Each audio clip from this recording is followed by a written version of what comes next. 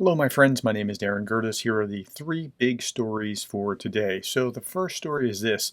The EU is actually pursuing this path of trying to use the interest, the proceeds from the frozen oligarchs' money from Russia as something that they're going to funnel into Ukraine. So this kind of splits the difference between doing nothing and then seizing the money. Seizing the money would be disastrous for the economy. It would devastate the economy, or the banking system, because people around the world would not be willing to put their money in that banking system if they thought that it could be seized.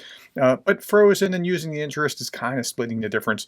High Representative of the European Union for Foreign Affairs and Security Policy Josep Borrell said on Wednesday that he had presented to the EU Council an initiative to use income from frozen assets of the Russian Federation to help Ukraine. Today I presented a High Representative proposal for the Council decision to use the windfall revenues from Russian immobilized assets to support Ukraine in its fight to prevail. Borrell said that his proposal envisions channeling 90% of the funds via the European Peace Facility and 10% via the EU budget.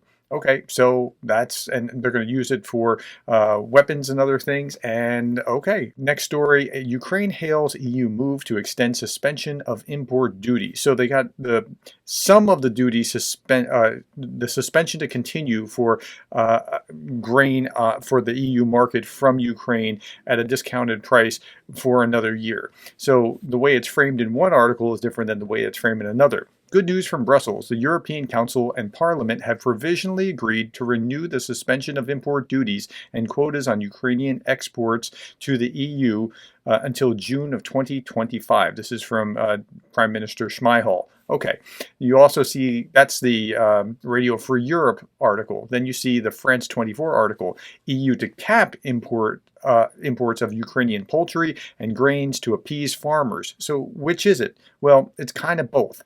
EU member states and lawmakers on Wednesday reached a deal to cap duty-free imports of some Ukrainian grains, which were allowed in the wake of Russia's invasion, but have drawn fierce protests from farmers in the bloc. So the Polish farmers particularly. And this has been the most divisive thing between Poland and Ukraine since the war began.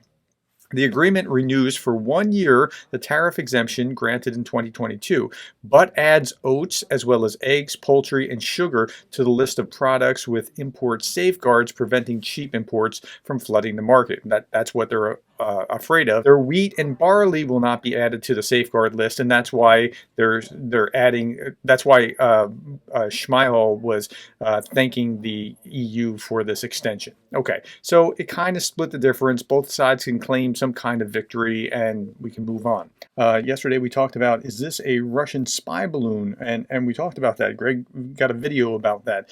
And then I got an email from King Raccoon saying the balloons in the first one you showed may be an air defense waster. When they have that big lump of metal in them, the cross star shape, it gives the same signal to radar as a Shahed drone.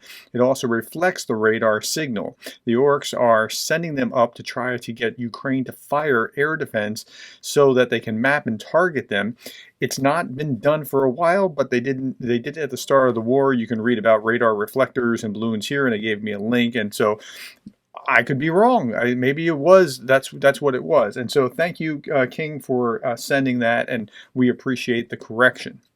Last story, we saw this all day today, a Russian missile that struck an industrial area in Kharkiv. I think it was like a building that was doing printing and some other stuff, has killed several people as rescuers work to find others believed to be trapped in the rubble. And so it's a pretty bad scene. Greg Terry was actually there right near this place when it happened. So that's like real time shortly after the missile hit. So I begin to think now. I can hear the building collapsing.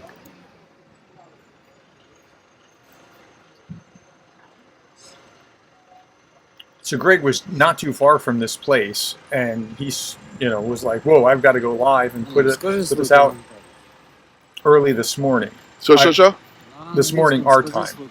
Я буду. Когда мой I promise you, you will be seeing this on the news later. Well, I would say that. Um,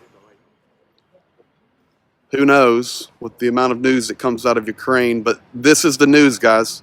Yep, This is and that's exactly right. And you see article after article about the Kharkiv, the missile that hit a Kharkiv building. He was right there. Okay, that's all that I have. Thank you for your time. Thank you for the likes, the shares, the subscribes, and the coffees. And thank you for being the kind of person that cares about Ukraine.